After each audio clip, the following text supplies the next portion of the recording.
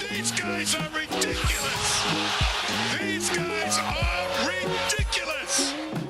Now, how about them damn Celtics? And we are back with another episode of the How About Them Celtics podcast. Sam and I are here recording on Tuesday, December 6th, and we are joined by Evan Valenti of the Celtics Beat podcast. And as I told him before we started, the most fashionable person we've probably ever had on the show. Doesn't take much.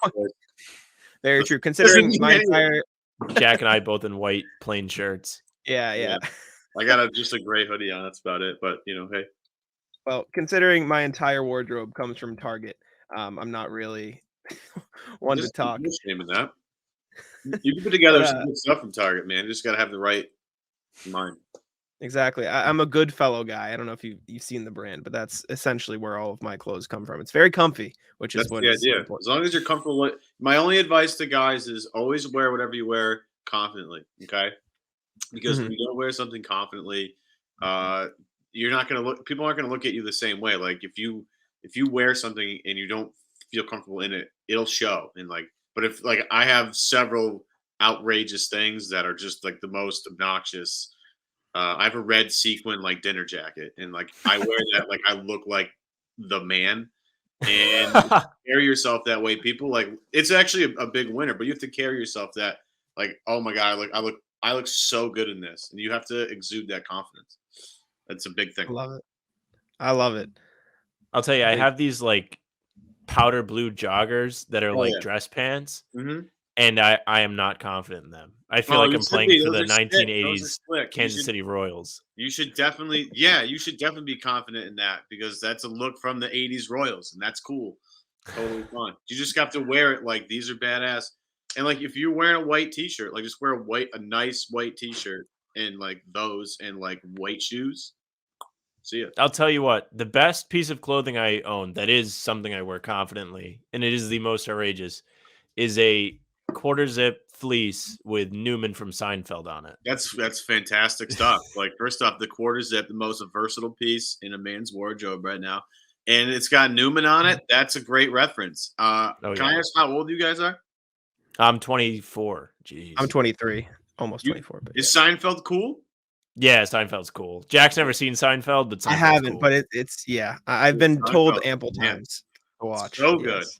So good. I'm glad that it's still living on. I always question if things that I think are cool or were cool when are still cool. It's good to know that that's still cool. I'm great. What are some that you're on the fence about? We'll try and tell you. Oh, I don't know. There's two moderately cool guys. Yeah, I'd have to really get in the nitty gritty of things. But there's probably a bunch of music things that I could ask, but off the top of my head, I couldn't name it. It'd have to be something that you gave me some time to think about. But that's a great question. Gotcha. Well, maybe by the end of the show, you can hit us with some hard hitters. But I started the show like that. Obviously, I see your suits on the timeline all the time. Just elite fashion sense. So there is somebody on Twitter, Pete Rogers, who has put together a thread of designing a Celtics jersey every time the Celtics win. So sick. Shout out Pete Rogers. Just Shout legends, out to Pete, man. Hell yeah. If you're not following this on Twitter, get on it. It's great. You need to. So I was hoping for those of you watching the YouTube channel, you'll be able to see them. And if you're watching or listening on podcast platforms, head on over to YouTube. I'll describe them. Yeah, we'll describe them. But I was hoping you could give us your thoughts on the jerseys, and we could just discuss them. And we don't have to rank necessarily, but just which ones we like. All right, let me share it on the screen. Rogers hasn't missed yet. Yes. No, I agree. Not. Hasn't missed yet. All right, here we go. All right. So 1-0, Celtics win. Classic. First one, diamonds on the side, green and gold trim, green Celtics jersey, normal, some cursive font. Again, hop on over to How About Them Celtics podcast on YouTube and you can see it. But what do you think, Evan? It's a classic look right here. I like this a lot. I mean, coming out of the gates with this, I think Pete understood the assignment of, hey, I'm doing Celtics jerseys. There has to be a classic element to the C's jerseys. This is doing it for me. This is a solid 7 or 8 out of 10. Could be higher than that, pending how this goes. But that's a really good, solid footing to start with right there. That's great. Big fan of the gold text myself. Yeah, I've always been a sucker for the St. Patrick's Day jerseys. They should just let Pete design the Celtics, I agree. Alternate jerseys at this point. Yes, wholeheartedly agree, because just about everything they pump out is garbage to me. He's killing it.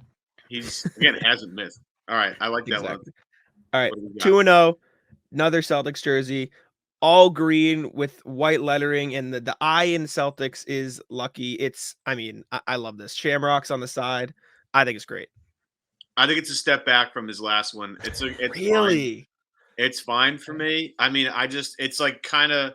I'm not trying to give Pete any. Can I swear in this podcast? Yeah, I Yeah. don't care. I'm not trying to give Pete any shit here. I just think there are so many better ones Okay. that I know of. I can't go too high with this. I just can't because I know Mhm. there's so much coming. Look, they wear the greens all the time. I don't like how they don't wear their home whites all the time, and it actually bothers me. Oh my god, I This agree. is Sam. That's a Sam classic. This statement is right church. They For the don't- home whites, this is home whites church. Yeah, they don't wear those nearly enough. They are so they're a staple of NBA uniforms. Like it doesn't Mhm. get much more classic than that. I mean, the Lakers yellow, I guess, and there are others, but like just the classic C's white jersey just does it for me every time. I feel like they've been better this year about it. I feel They like need to wear them a because lot.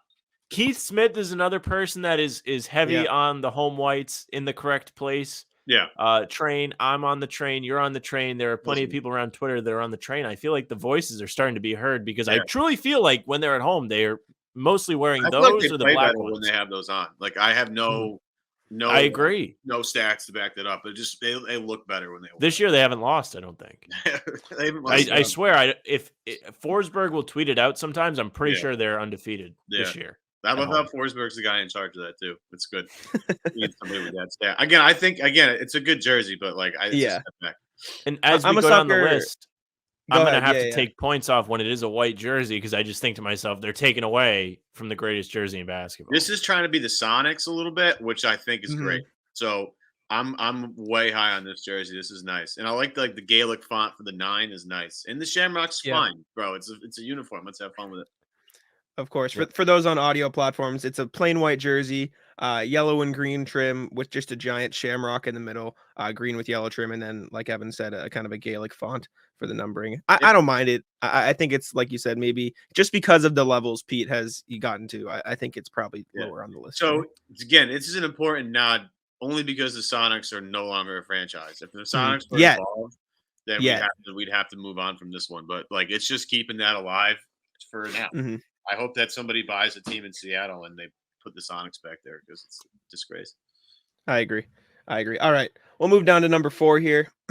Black jersey with green, gold, and a white stripe across the middle. In the middle is a silhouette of Lucky with green numbering outlined of black on the bottom. I think this is clean. I think it's Yeah. very out there and different, which I think the Celtics need a little bit sometimes, at least for the alternate, just a little bit. I do like this jersey. It just feels a little too Bucksy for me. I feel like the I Bucks agree have with a that. similar jersey. That being said, this jersey is a good one. Like again, there aren't really misses. I have like minor critiques of Pete. Yes. Like if they wore this one time, I would not be mad at them for wearing it. That's for sure.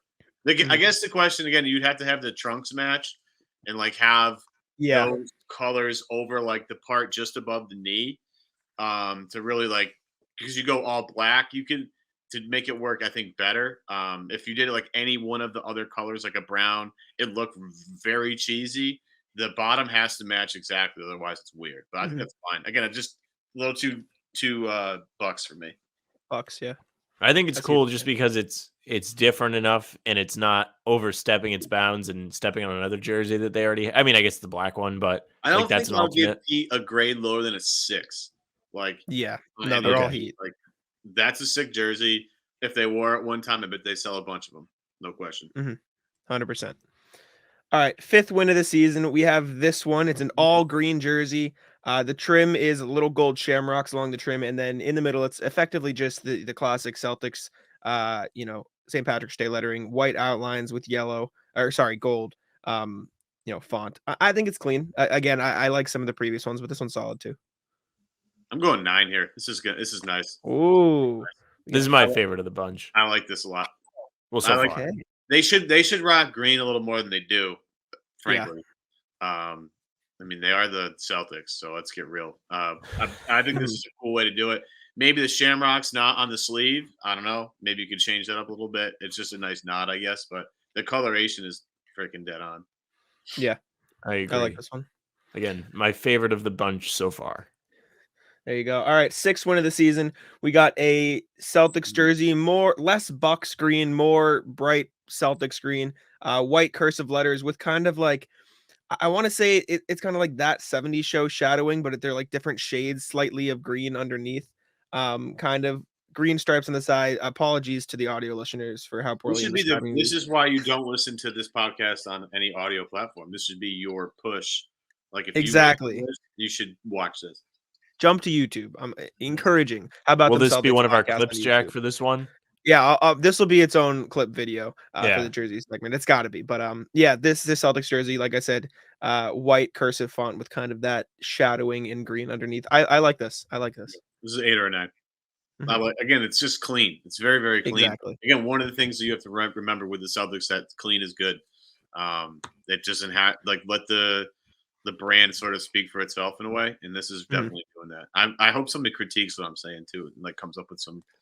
Like, Valenti sounds like he's too pompous or some shit. I can't wait for that. I like this one. This is probably my favorite take on the Bill Russell edition so far that we've got on this list. I know he's done a couple that are similar to it, and I think they've all been upgrades, but this is my favorite of them so far. Can we talk about how She's 35 is trending for a second? Yeah, I don't really know what that is. I was kind of I was checking my trendings before we started here to make sure it wasn't anything odd, but Is it I don't really Hillary know. Duff? Is it I don't know. Hillary Duff? Because people Should we click on it quick? Hillary Duff. What is this? She's 35 is trending. It is AOC? AOC. Yeah, that's what it's looking like. Oh, okay. Yes. Okay. All right. Anyways, back to Celtics. I went through my trending, like what's happening to make sure it was safe, and then as soon as I started sharing my screen, I'm like, oh, I was like, that's hell interesting. But anyways, Celtics. Also, it's great that the Celtics are the best team in the league too, because Pete gets so many chances. They're 20-5 right yeah, now. I honestly tweeted to him a while back. I was like, dude, I hope you got 50 more in the chamber. And I said that early on because it was like, damn, these guys are definitely like good at basketball. And I'm assuming at some point we'll talk about basketball. But of course. Like I asked him, I was like, dude, you got to have at least 50 more to go. It's like this is, and then he might need 60 plus when we get done with this whole thing, and that's going to be crazy to come up with 60. Do we have an over under? You guys have a number? I think 58 is a good over under. What was it before the season, Jack? Because we talked about it, and I was like over 1,000,000 times over. Like I was so confident in the team. 3.5. I think 50 around that. Yeah, 53, 54, and even I think 58 could even be low. Yeah, I think 60 is played 25 games. That's about. Let's just take like the first quarter of the season. They were like 17-4. They should be able to win 60. They should. Yeah. All right. Yeah, I would agree with that. But when you go into the beginning of the year and you have Joe Mazzulla has never coached an NBA game in his life, hard to say. Yeah, that team's definitely going to hit 60 games or something. That's hard to say. It's tough. All right, 7th win of the season. We'll move on here. This is going to be hard to describe to the audio listeners. Again, I urge you to go over to YouTube, but it is a green jersey with sort of shamrock pinstripes in a different shade of green with kind of Gaelic font and numbering, slightly less than past jerseys. Looks like a medieval font. It's clean. Yes, that's a good way to describe it. It looks like the regular away jersey, just with medieval font, but also those stripes. Right. Yeah. I think I'd like the other one better than this one. Mm-hmm. Again, this is a solid 7 or 8 out of 10 for me. Mm-hmm. Again, I'm reserving the 10 for 10s later because there's some real creativity coming up. I agree. I All like. Right, the next one is sick, but it has nothing to do with the Celtics. But it's just a sick idea. I like this one, but it's too close to the regular away jersey for me to like. I mean, you just can't make that. Like, it's too close. I like the previous one better, and I agree with that. All right, we'll move on. Right here. This is really. It's a Boston Globe inspired jerseys with the Boston Globe text, numbering, and then one side of the jersey has a stripe going down of old newspaper clippings, which look to be Celtics headlines from years past. Like, I really like this jersey. It is, I will say, close to a ripoff of what the Clippers did a couple years ago, but I think this Celtics one that Pete has designed is better. Well, does the Clippers one have any relation to the LA Times or something? Yeah, it does. It's an LA Times inspired. Was it LA Times or was it just supposed to be like That's like dope. Compton. That's awesome. No, I'm pretty sure it's LA Times. Let me find it real quick. We'll just do a quick If that's Google the here. case, that's a LA. cool nod. Then I totally respect that. I didn't even realize that. LA Times Clippers jersey. Yeah, Yeah. I guess so. LA Times Clippers jersey. All right. I believe. See, So I he didn't went think it was a little that- extra with it with the on the The side newspaper there. I like clipping, that. yeah. He did a better job. That's what I'm saying. Yeah. I agree. I like this. I like this a lot. All right, Now, ninth win of the season. The question would be: is the Boston Globe logo more recognizable than the Clippers LA Times logo? And I guess I would say so. I guess I would say that, but we're all a little biased here. Biased. Yeah, 'cause we all live on this side of the country. Yeah. But I would say, like, right away, that's the script B from the Boston Globe, and I didn't know Exactly. right away that's the LA. Obviously, Yeah. that was the LA I Times. agree. I just think the newspaper clippings is a nice extra touch that the Celtics could at least allows the connection to be made. Like, I just thought it was all right, cool font on a Clippers jersey. Cool. This is an obvious connection. Exactly. So Exactly. I agree. Once again, Pete doesn't Yeah. miss. No, he's a legend. All right, ninth win of the season. We have a all black jersey, but faded into the black is the parquet from the Celtics. A different style of kind of cursive lettering. It is green lettering outlined in gold. I think this is a better version of the gray parquet jerseys they did years ago. I just think it pops better. Yeah, I would agree with that. The question is it better than the black alternate they wear? I'm not quite sure if we're there with this one. But Yeah. it's a good jersey. Again, if they wore it, I wouldn't be mad at them. It definitely doesn't top the current black alternate now. Yeah, I think the green lettering is maybe not the greatest. Again, I'm not Pete. I love you to death, buddy. Like, this is just we're really nitpicking here. This is bullshit. But I don't think the green does anything for me. If it were white, I think it might look better, but because there's more contrast between the black and the white, that's one of my biggest things. If we're going to relate this to fashion for a second, is gentlemen, try and find contrast in your outfits if you can, right? Okay. As for a great example, let's say you wear like a light wash or summer wash like jean, so it's really like light blue. Wear a darker top, and the dark and the light will balance very well. It doesn't have to always be super light all the time. Anyway, All right. That's good. There we advice. go. I appreciate that. All right. 10th win of the season. We have a very yellow jersey. It's effectively the same as the Celtics alternates, except instead of black, it is yellow. The color it's different. It's literally the home whites, except you just made it yellow. Yes. This is the biggest color in men's fashion for fall, winter 22, gentlemen. This exact color. Again, really to the fashion world. Anybody that buys stuff and sells it as a retailer saw this color in pretty much everything. In terms of like pants, saw it in sweaters. I saw it in like goose down like vests and stuff. All that stuff. That's a winner for me. This is the How About Them Celtics jersey. It matches our It font. is. It does would match be our perfect. color. Right. I'm pretty sure I yoinked this exact color code and used it for the podcast. So Well, I like it. It's different. I was going to say, they yoink from us and we yoink from them, but this isn't them. They did. This is Pete. Pete did not. The Celtics yoinked our old podcast name, but that's a story we can tell. I don't remember if Pete does a Boston Marathon jersey. That'd be a good one, though. That feels like the follow up to this. Mm-hmm. But like, I agree. And I like the synergy there because I love that Sox jersey is I think awesome and people hate on it. I'm like, you guys are assholes. Like, It's clean. Like the Boston Marathon is a big part of like Boston's like kind of like history and social identity at this point, like culturally. So I think you got to lean into that a little bit. I think it's cool that the Sox do it. I think it's just fire. I love that combo. It always looks good. So I don't remember if he did one, but like if he doesn't do one, like Pete, do one of those. It looks sick. Yeah, that's a good next step. All right, 11th jersey. I love this. 11th win of the season. It is an ode to the Zakem Bridge. You've got sort of crossing pinstripes in the style of the bridge. You got the white posts on the sideline, on the sides of the jersey. I really like this one. This is one of my favorites. This is cool if like geography of Boston. I mean, if you don't know that bridge by now, you haven't watched the Celtics game. Like it's in every promo. Yeah, I'm apologize. I have a piece of ice in my mouth. that's okay. But that is a sick jersey. I wonder if green's the best base color for that. Mm. I don't know, but you can convince me it's not. But You the can tweak it. concept of the jersey is fucking tight. I love that. No.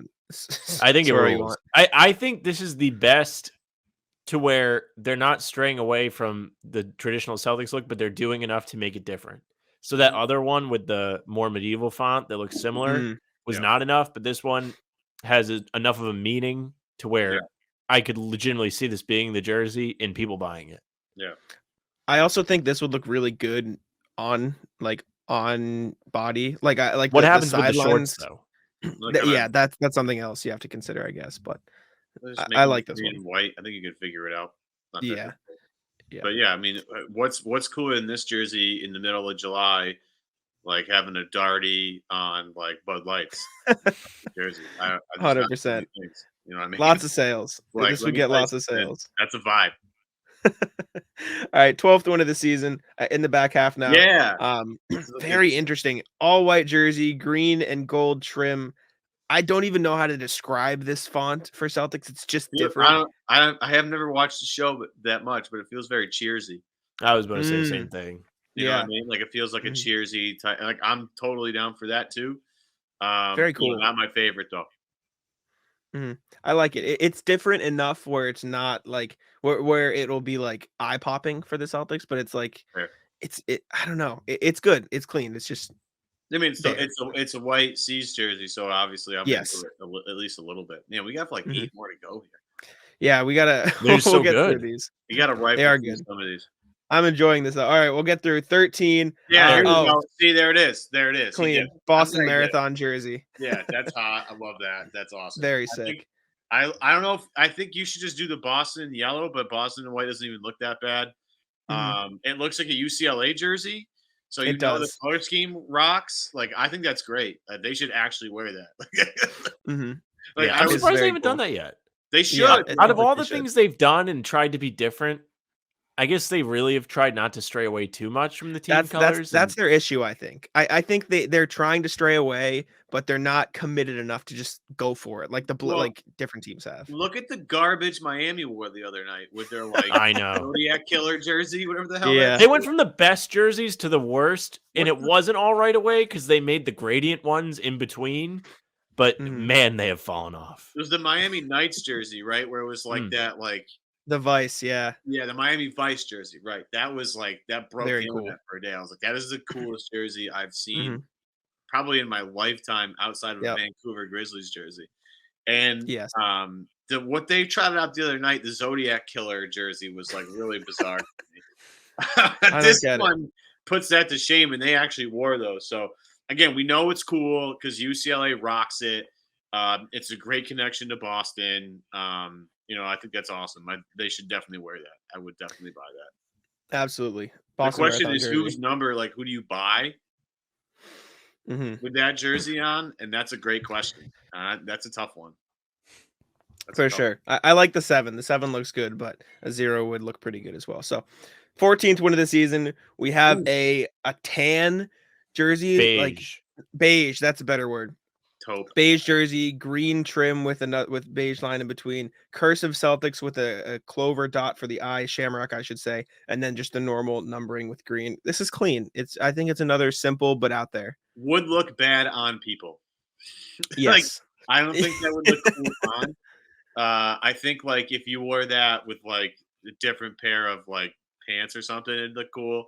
But in matching shorts, it look fucking weird. I mean, it's fine. Again, cool we're jersey.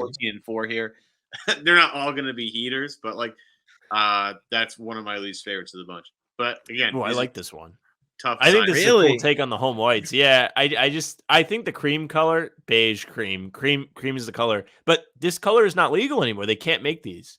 Why Have not? you heard about this? Milwaukee. No. Milwaukee used to have jerseys this color, and they can't make them or wear them anymore because of the ads they put on the court. It's too close to the color of the court, so they can't. They would project the ads right on the jerseys. Well, this is what the advertiser wants. True. Maybe it'll cover it. All right, we'll move on to the 15th win of the season. A Sick. totally green This is a good jersey. green trim with just Lucky on the front of it in all gold and the number Minimalist. kind of up top. I like this one. Yeah, it's Yeah. nice. This is the best one with the logo on, like with a big fat logo in the middle. I think this is Yeah. the best way to do it. You don't need anything else. You don't need anything. Yeah. That's it. Just have it be that. You're done. That's fine. Very clean. Very clean. All right, we can move on. 16th win of the season. Oh, I've never even seen this one. Green with white pinstripes, Celtics cursive in yellow with a white number yellow trim. I like this. I think it's This is an Orlando Magic throwback, and I'm all about it. Oh, I love it this. is. You're right. I want them to do this so bad. This is like and even like a Houston Rockets, Stevie Francis, Rockets team esque like kind of pinstripe jersey. This is excellent. I would absolutely buy this. 100%. It's nice. That's dope. I like it. I like I'm it. fine All right. with this. I wonder if you could actually if Pete could open a shop where it was just unique Celtics jerseys, could he actually survive doing that? Because I that'd don't be know if they'd actually sue an him. interesting shop. Because it's not affiliated. The NBA would hate every moment of this, and they would Of course. obviously get a cut of this. But the idea being, could you make a shop of just rogue independent artist created NBA paraphernalia? Very nichey, but kind of cool, kind of neat. Could you do? I agree. Could Jaylen Brown's Juice Company That's what I was going to say. have a pop up independent artist sees jersey shop? There's somebody could probably do that and make a ton of money doing it, but obviously none of them are in this episode. So I think the Celtics should just hire Pete next year. Just hire him moving forward. Well, no, come so They on. should. you can't just do the C's stuff. You have to do everybody's because you can't have the C's put a beat down on like this and then have other people. Oh, yes, you can. They've been doing it for years. The jerseys Exactly. They're always doing roll. it this year. All right. 17th win of the season. This is my favorite. Yeah, this is It's a home run. And now there are so people that got cool. mad about this. This is an absolute home run, and they should absolutely make this jersey. I'll This is the describe best it. one I think and again, there's the hybrid hype, the mind hype of there's a couple of this version out there. Somebody make the version of this. That's all we're doing. Absolutely. This is a T inspired jersey. It's got blue, red, orange, and green lines across the chest, and then they extend onto the side with Boston written vertically, but the T is circled like the T logo. This is the reason that I wanted to do this segment on the show. I'll put it that way. This is that's the so best clean. jersey. What's funny is he got it win number 17. So throwing out heaters early. That's why I'm curious where this goes. Exactly. I agree. Do you think this might look better in black? No. No. I think they could get away with doing what Miami did. They put out the white version of this year, and maybe it doesn't look as good in black, but they could probably just roll with it in black the next year. The colors don't pop off black like they do off white. So I see what you're saying. It's more about the accent colors, right? So, I mean, the T logo will be very interesting with a black background on this, but it's really about the colors because the jersey is more about the four colors because they're the four colors of the four T lines. Yes. And they won't pop as much on a black background. It'll be harder to detect that blue a little bit. It'll be harder to detect that green.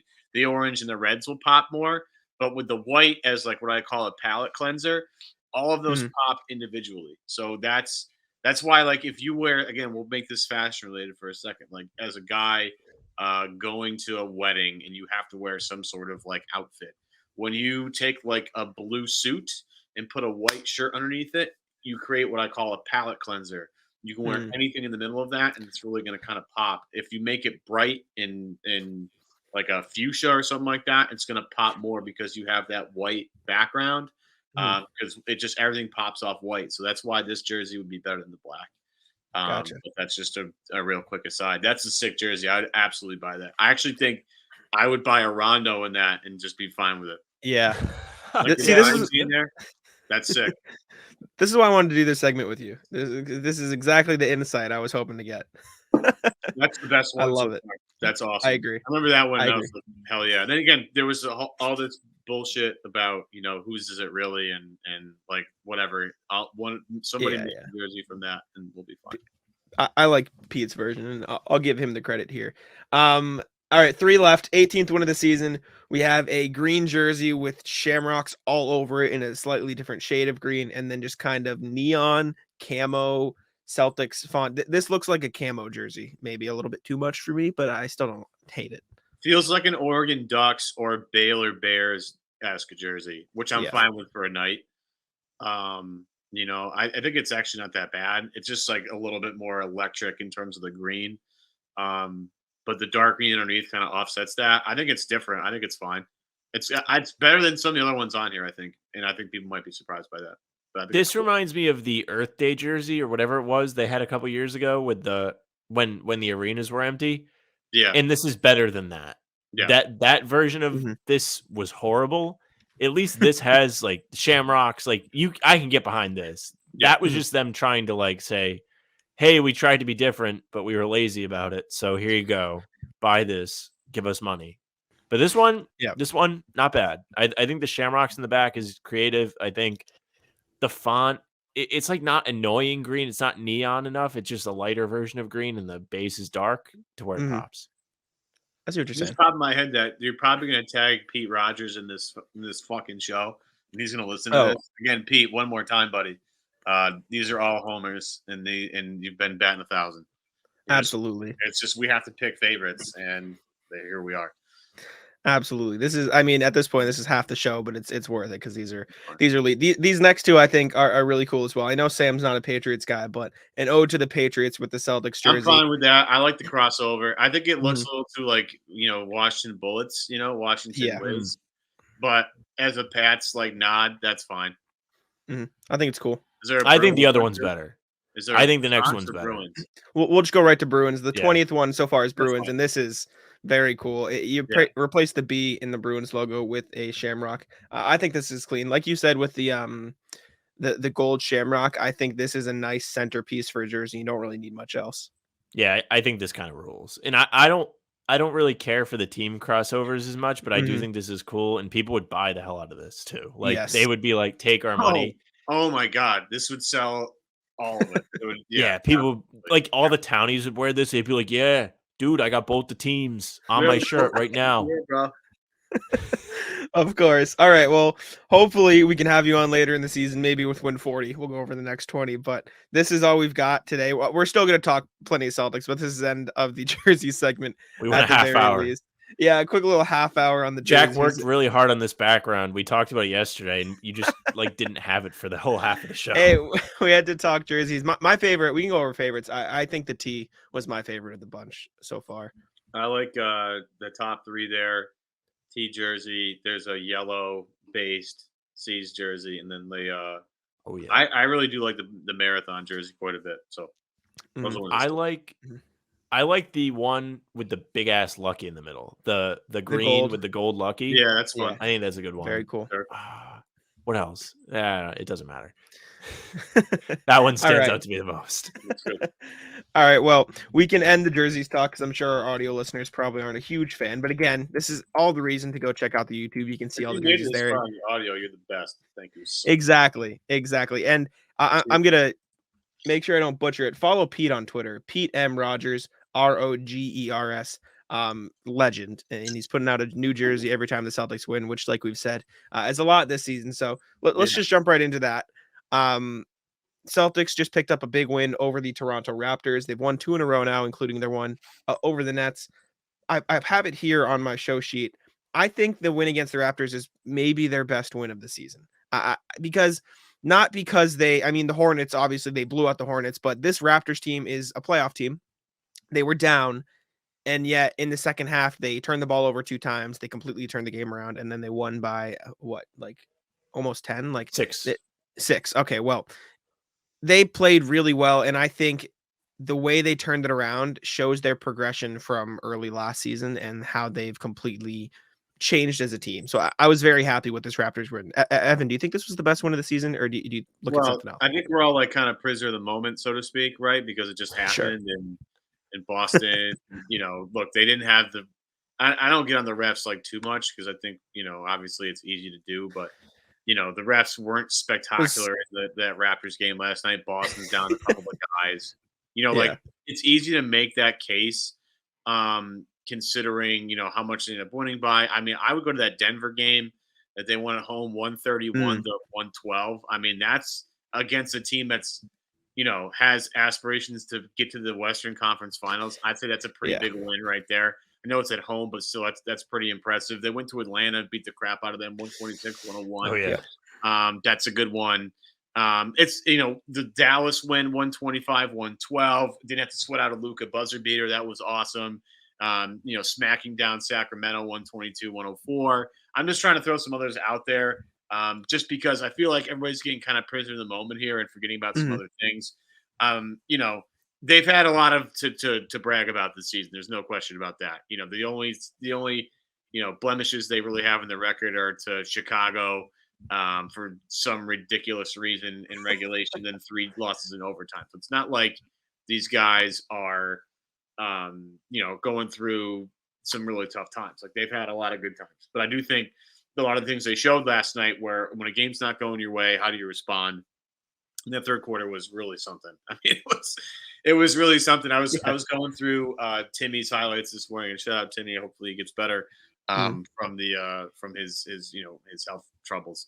But like I was watching, I think Smart hit a 3 on the left side, like third quarter, and Scott just goes, here comes the Avalanche, and like they have these runs that are just unbelievable. They're so crippling.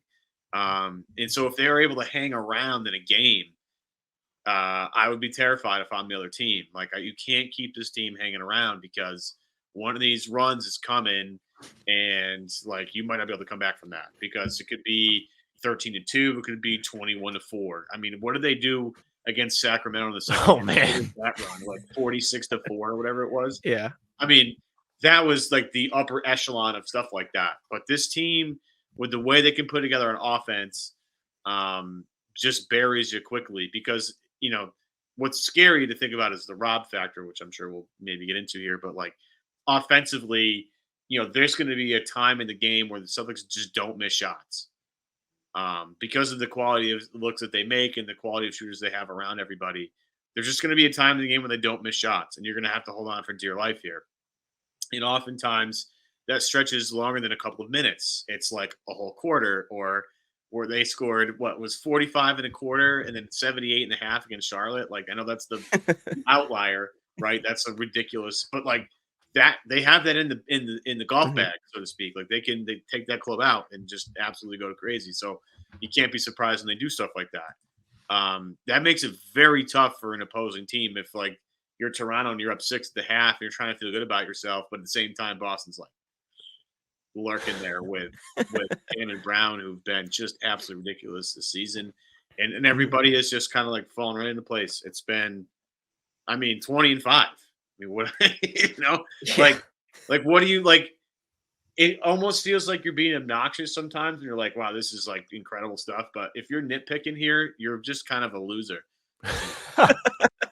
No, I'm serious. Like, I did a Twitter rant the other day about this. I was like, you guys weren't like in the trenches when Vitor Favorani was playing games. Like, you just not like Von Wafer was getting minutes. Like, we didn't know what Courtney Lee would be.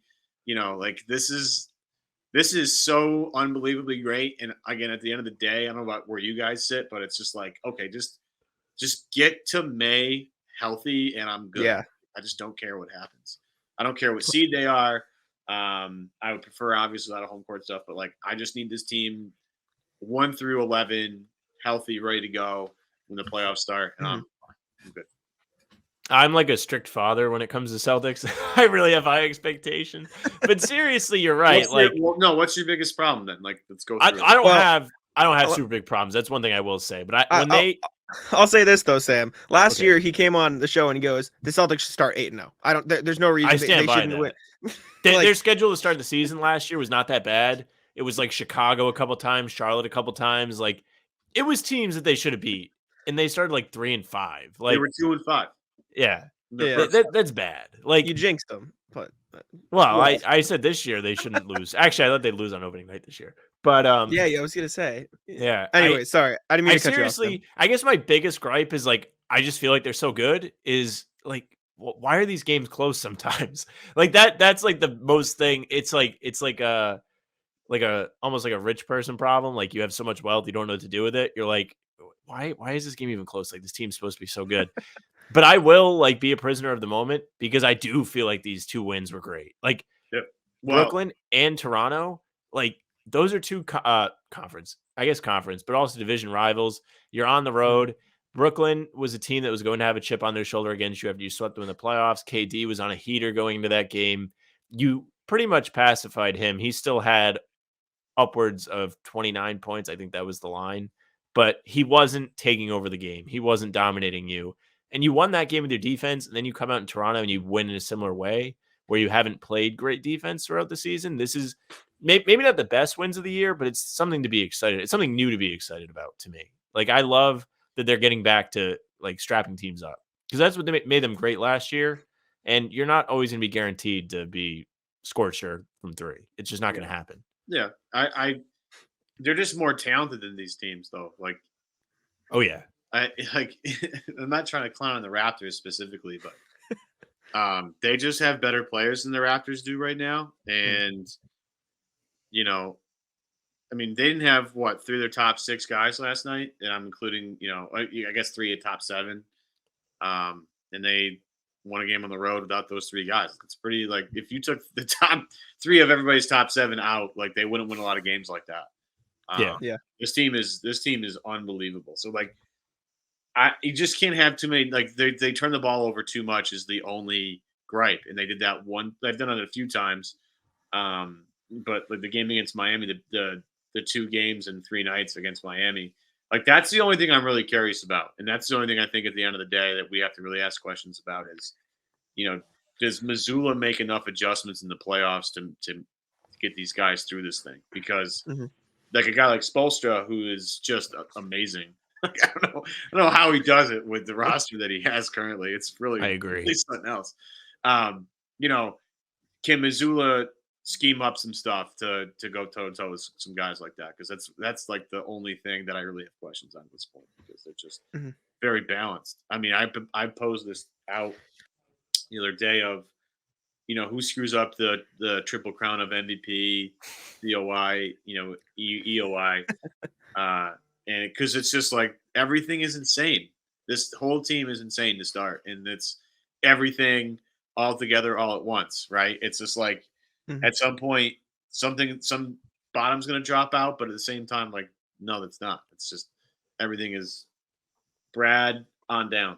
My God, what a masterclass. Yeah. I do want to just tag onto that Kings win because I forgot about that. That was a fantastic win. Yeah. That was the equivalent of at baseball games when they have like Mr. Freeze race people. Yeah. And they're like, okay, like you go ahead. And then he just blows by him. So that game was close and the Celtics were down through like 2.5 quarters. And then they just were like, okay, yeah, we're going to score 40 points. The Kings are good at basketball, and most runners that run against them are not good at running that. That's very true. Yeah.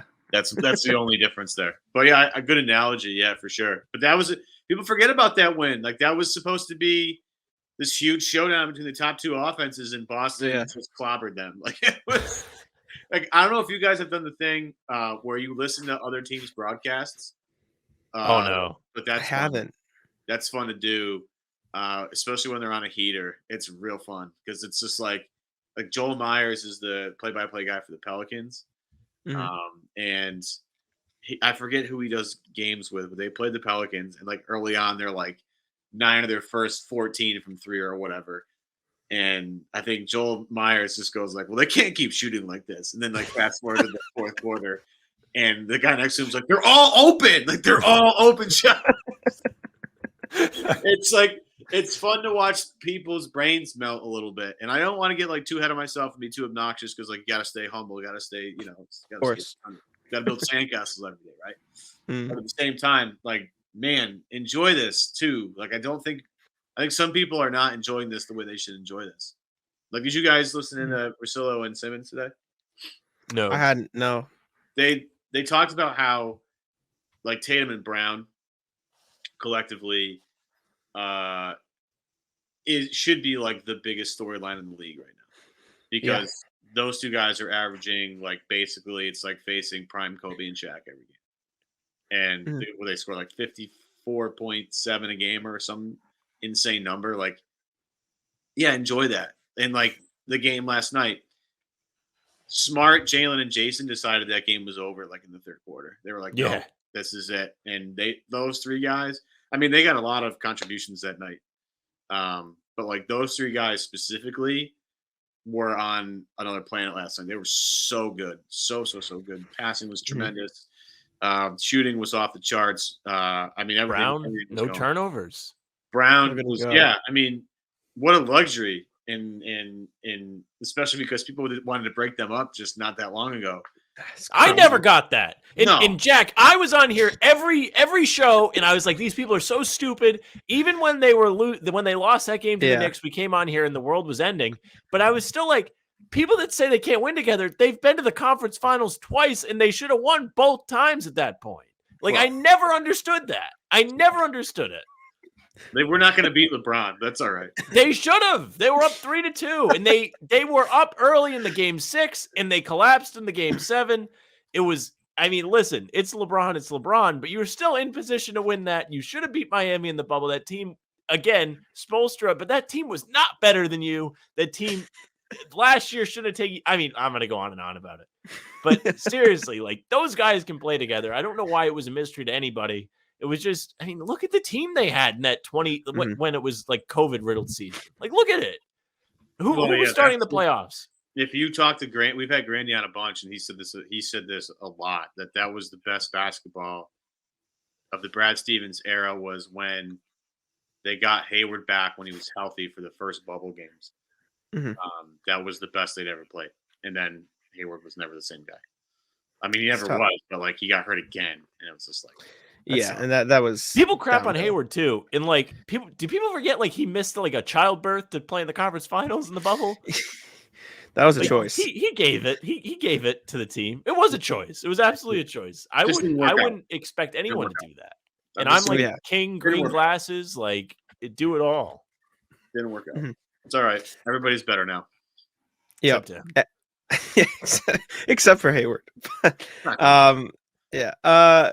I have on my list here also, I want to talk about Blake Griffin briefly because he's been pretty great when he started. He has started 4 games this season. I wrote about it for Celtics blog last night, and it just goes past the averages. He's averaging like 9 and 5 on like stupid shooting, like 75% shooting, 37 when he starts. Again, 4 games, tiny sample size, but just you can tell what he brings to the floor when he gets those starts. And that Raptors game, he played more minutes in that Raptors game than he ever did with the Nets, which is crazy, right? The last time he played that many minutes was when he was a Detroit Piston in January of 2021. So like the fact that they found, Jeff Clark called it a football schedule, which is just exactly what it is. He plays once a week and it's great for him. Like it's kind of like the perfect marriage. He's found a spot on the Celtics where he's an amazing locker room presence, and then he can step in to the starting lineup when Horford needs a rest.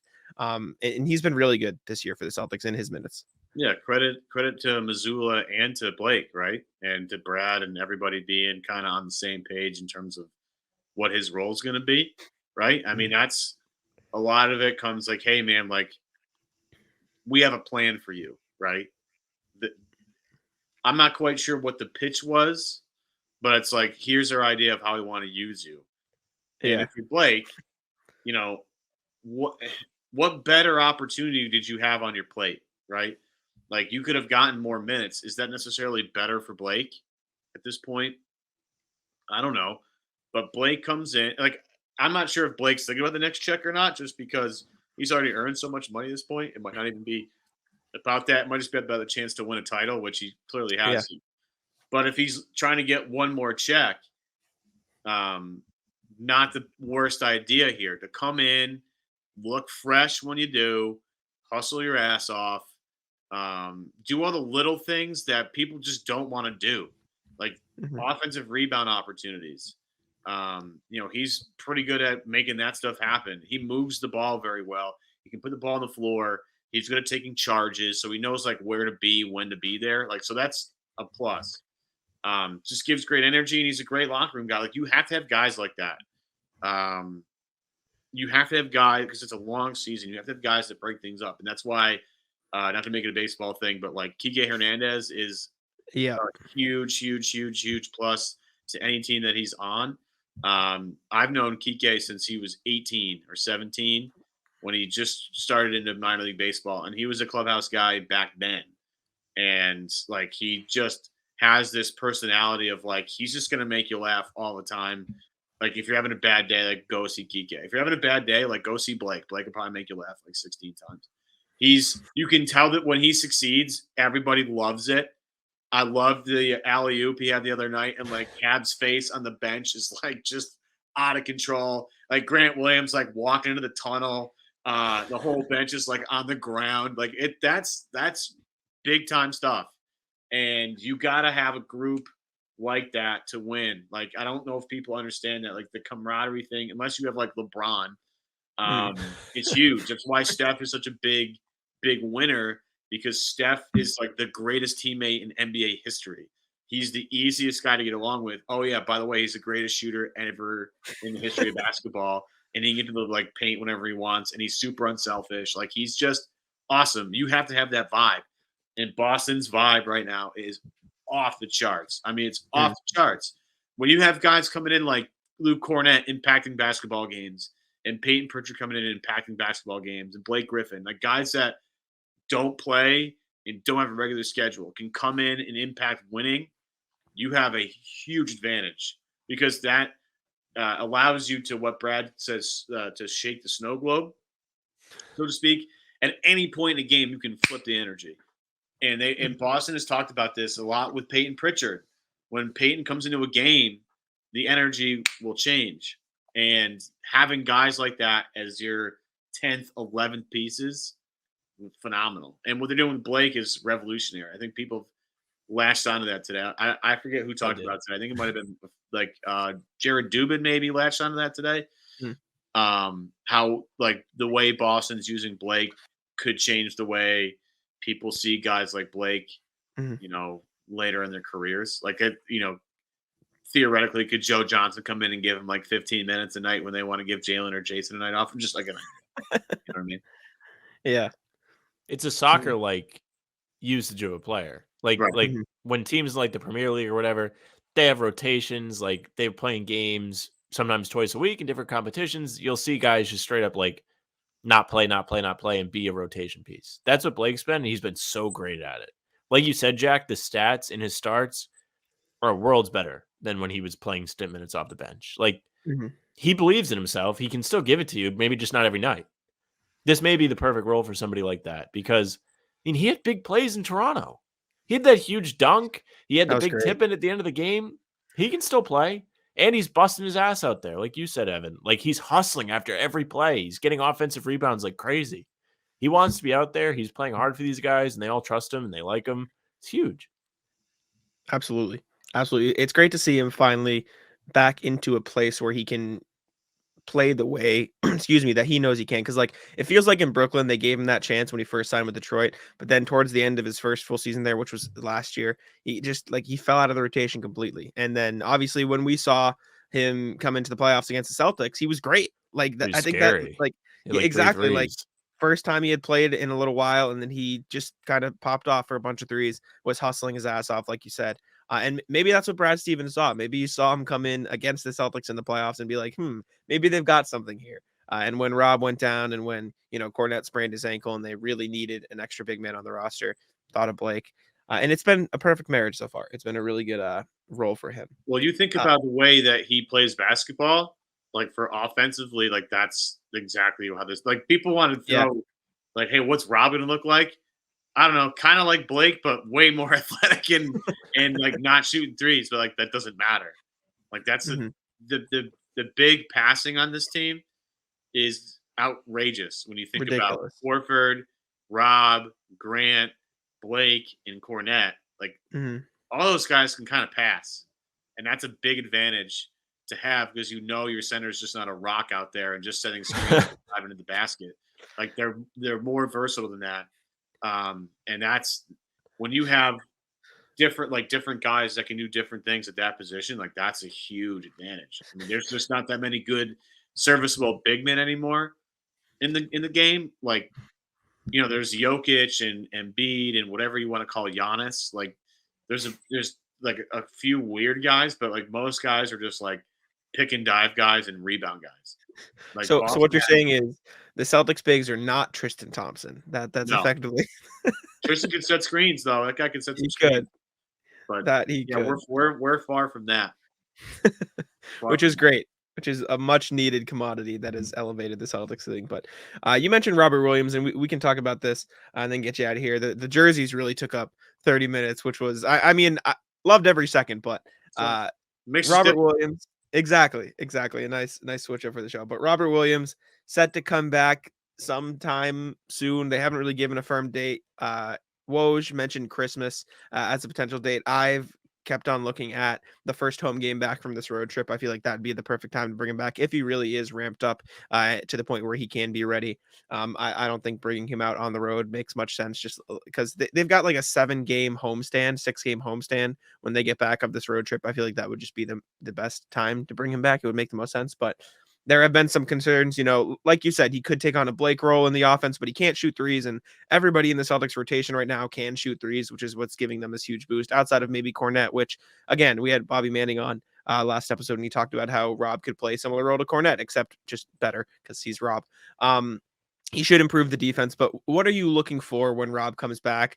Another thing we've talked about is, will he start or not? Just like, what are your thoughts on Rob's imminent return?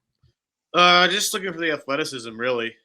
It's going to take time for him to get back into playing shape, both like from a conditioning standpoint and then like from a offensive and defensive flow standpoint. Mm-hmm. So it's going to take a while. I've been just keep icing him up as long as you possibly can until everybody's 100% sure on where he is. Because they've got this 20-5 start, and like there's no need to rush Rob back at this point. But like I'm looking for the athleticism because that's how he changes games. Like he is a menace with a lot of stuff. His length is a problem for a lot of people. His height naturally is going to be a problem. His offensive IQ with the passing and the slipping and all that stuff.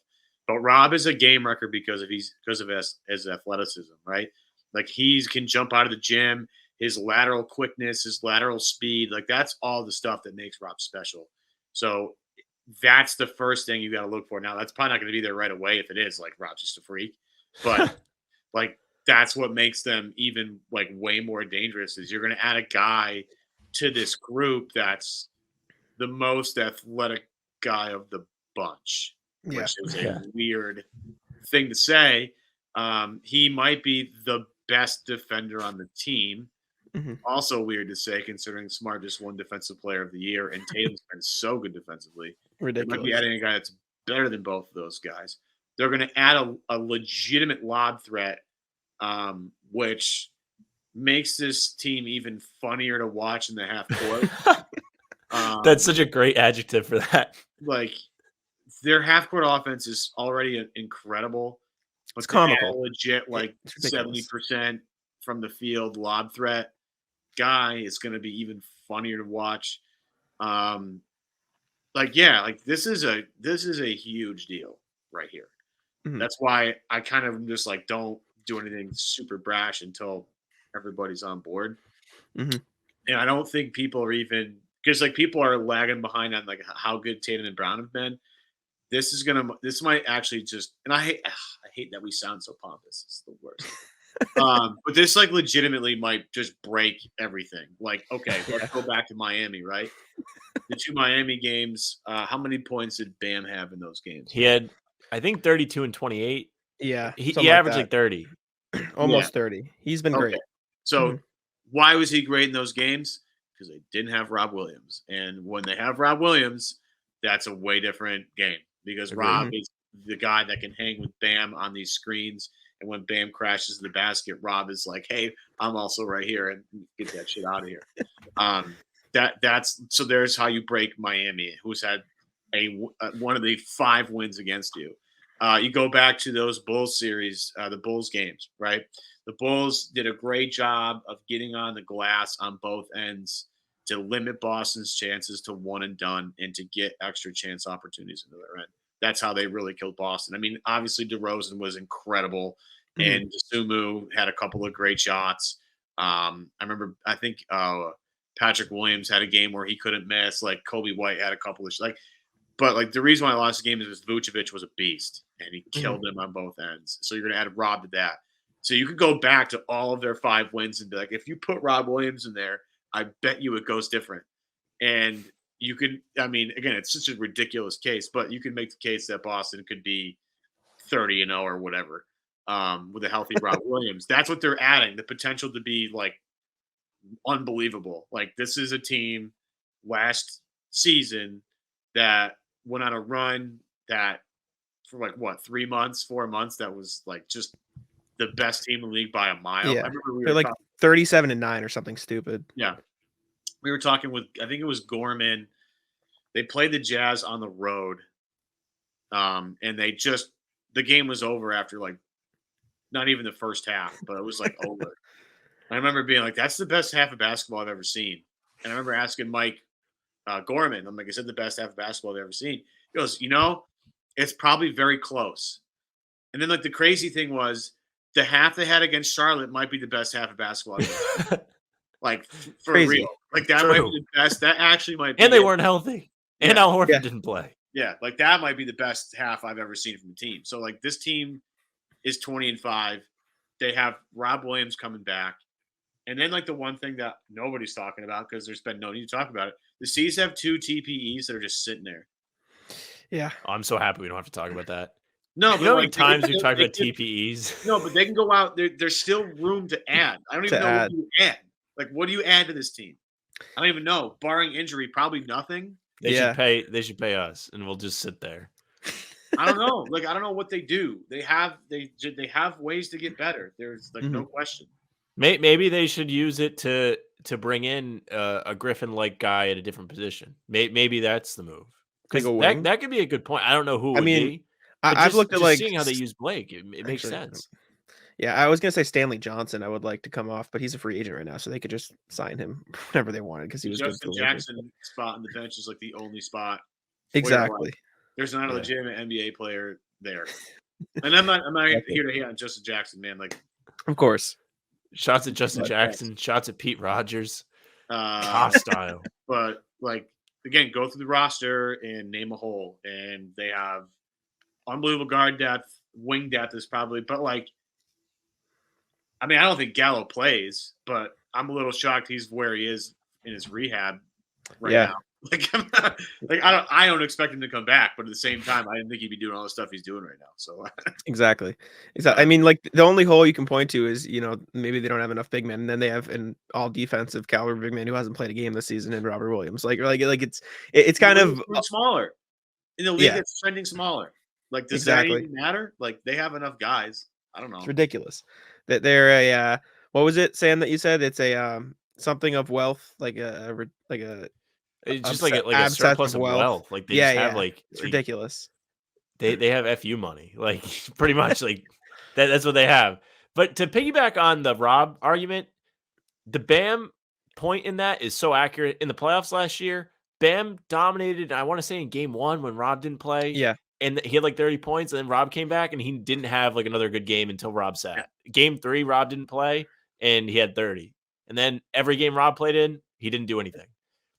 And what killed him in the bubble? Bam. Yeah, Bam. In the bubble. And Rob wasn't ready. High pick and roll with Jimmy and Bam. Had no chance. They had no idea how to. They couldn't defend it. So they had Rob, and problem solved. And then think about this: Marcus Smart's nasty now, and he's averaging like 7+ assists now, and he's not throwing lobs to anybody. Marcus Smart throughout his career has been a great lob passer. Just look at how he had chemistry with Horford his first stint here. Tice, he would throw lobs to. Even Rob last season. I mean, just think of the potential for him to play make with Rob back. Assists are going up. I mean, Jaylen had a lob to Luke Cornett the other night, for crying out loud.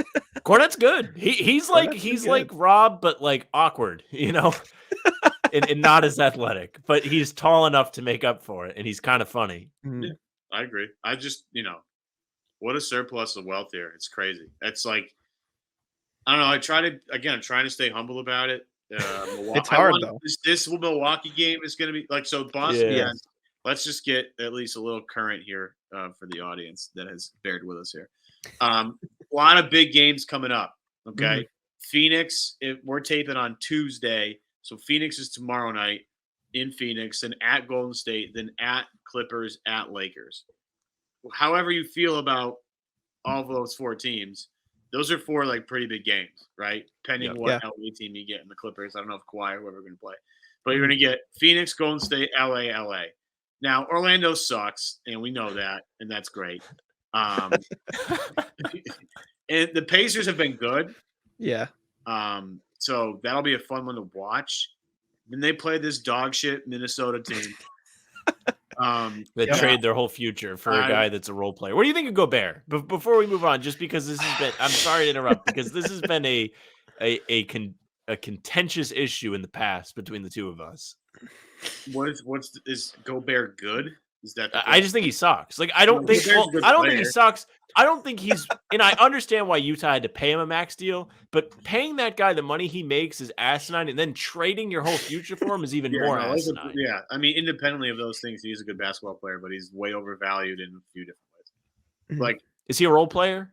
Yeah, a good one though. All right. Really good one. Like he's not a superstar. I agree with that. Being paid and traded like it, but yeah, no, he's not a superstar. And as much as Andy Bailey wants him to be, he's not.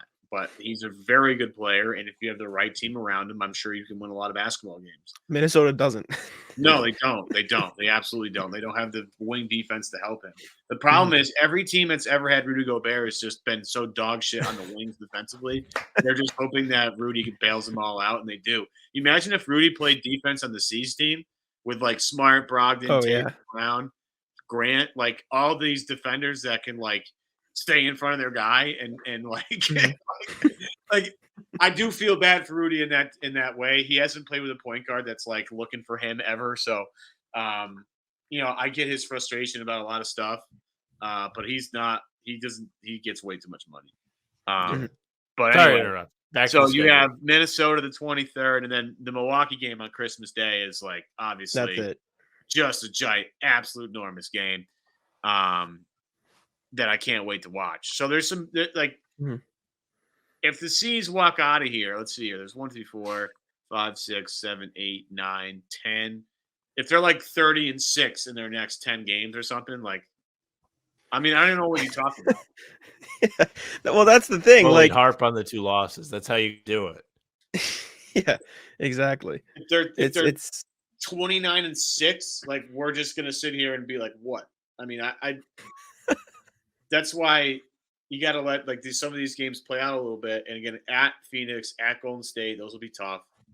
Milwaukee at home will be hard. But like, dang, this is awesome. This is awesome, and enjoy it because like the Hayward season, the first season went over in 5 minutes.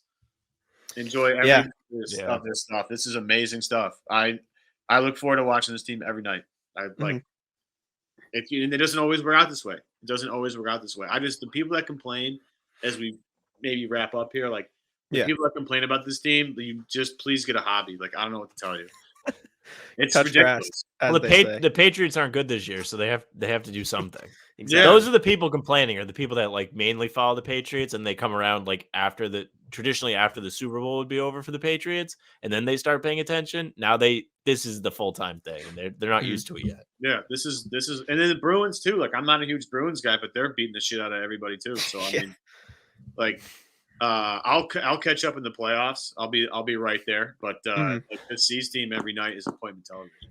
It's just like the wealth of guys. It's just hilarious. And my early inclination is like the key parts of this team know this is special. Like Malcolm Brogdon being like the grass is not always greener, guys. By the way, Derek White could probably do the same thing. Al Horford obviously probably echoing the same thing. Blake Griffin, like having those guys be like, guys, like you got to keep this group together as long as possible is probably a really good thing because it's a good point. The idea is to be Golden State, right? To be the decade run of dominance. And they're clearly, I'm not trying to like, it's within range here that they could have a run that lasts a long time. They should go correctly. Here I am, the disciplinary father. That's like, they should do that. They should. Those are my expectations. Well, they've done They're that, certainly right? set up for it. Haven't they done that? Like they're kind of ahead of schedule. Yeah. They're up there I already. mean, they missed the playoffs like once since 2008. One time. Yeah. Yeah. It's so stupid. And, again, it's just a good organization all the way top to the bottom. Know what they're doing. Just trust in the process. And it's so funny that the Sixers coined that because Boston did it way better than they did. Well, Anthony Davis's dad says they're mean, so. Well, dude, Danny was freaking cutthroat, man. That is a cutthroat dude. And you need Well, that. he traded poor Rudy away. Yeah, you also need someone like Brad who understands what the team really needs and like kind of. Yeah. My question to this team and this particular, I want to know what Mike Zarin's role is. I feel like Zarin's got a bigger job than I think people know. And I keep tweeting at him, hoping that someday he'll tweet at me because I'm just like trying to be a Mike Zarin fan. But I gotta assume he's got a lot to do with what's going on, and Brad obviously having an eye for. I mean, geez, guy put together some runs that were pretty unbelievable at the time, considering the rosters. And then to do what he's done as an executive is like even more impressive than what he did as a coach. Yeah, like this team's perfect right now. And it's I thought he should have won Executive of the Year last year, or at least been higher in the rankings. But this year, last year, it's Grizzlies. Earl Watson. Oh, Grizzlies. I think it was Grizzlies too. Oh yeah. Which makes sure, sense. fair enough. But Yeah, I mean, after what the Celtics are doing this year, obviously only 25 games in, but like Brogdon addition, hard to argue. finding Hauser, bringing in Blake in this role, like, come on. Hard to argue right now. Exactly. Hard to argue. Exactly. And like you said, that triple threat MVP, Coach of the Year, Executive of the Year, it's looking pretty pristine right now for the Celtics. Yeah. It's Tatum's going to be the one that's going to be the hardest one. And then somebody has to figure out if the interim coach can still win Coach of the Year, because I don't know if that's possible. I think they name He him should be. full-time head coach on the second to last day of the season so he can get it, so he can get the award, accept his reward. I gotta be honest, I don't know what it would take at this point for Joe to lose his job next year. I don't think there's any chance. There's no I don't chance. know what it would take because he's been ridiculous. Like, this is ridiculous. And Will Hardy too. Jeez. Talent Right? on that bench. Unbelievable. Makes you think. I've seen plenty of tweets saying it makes you think how much Udoka had to do with it, and which I don't know, but That thought just popped into my head. And I wasn't even on Exactly. Twitter. I exactly mean, it made him tougher, I think. he did. I did love that. I mean, I paying loved off how a he little just bit. like kind of wrangle him up and be like, all right, The- stop the being a New bunch York- of bitches. the And then game they'd they go out and lost play against better. the Knicks, like in December, was the weirdest press conference I've ever seen. I've never seen a weirder. He routinely ran the team over with the bus and like backed it up and ran him over again. And I'm like, who does this help? Like, does anybody in the anybody in that locker room love this? Like, this is. And then he was like, what do you want me to do? Call plays? Like, you were like, yeah, man, you're the coach. Like, what the fuck is this? I was like, what is this? What is this press conference? And then from then they just went and just murdered everybody. And I was like, I don't know what he did. I don't know what happened. I don't know what it is. Totally works. Totally works. Awesome. You know what it is? It's like you're like in class and you're like you have a class clown and then a sub comes in for a day and just rags on the class clown. He just kicks his ass and then you go back to the normal teacher. It's like Brad, Ime for 1 year, then Joe, and they're like, nope, we love you, Joe. Thank you for everything. We don't want to go back to what we just dealt with. And I mean, hey, the results are showing like we talked about the Raptors game. If they never had Ime, they don't win that game, right? Like, and I'm not here to give Ime credit. I think he needs to not come back, and I'm happy with Joe. But like that toughness that he brought them, I'm not convinced they win that Raptors game, that Nets game, the Pelicans game earlier this year. Like they're winning tough games that they hadn't won outside of like even last season, the huge stretch they went on. They were just blowing teams out. Like there weren't many close games. Yeah, so it's nice to know that they can win those now. They were hard to evaluate last year because they were blowing everybody out. So. And they've kind of done that a lot this year too, but they've got sprinkling some close wins in there too. But They're quiet quitting. They don't do any overtime though. Anytime you ask them to do more than their job, more than 48, they ain't winning.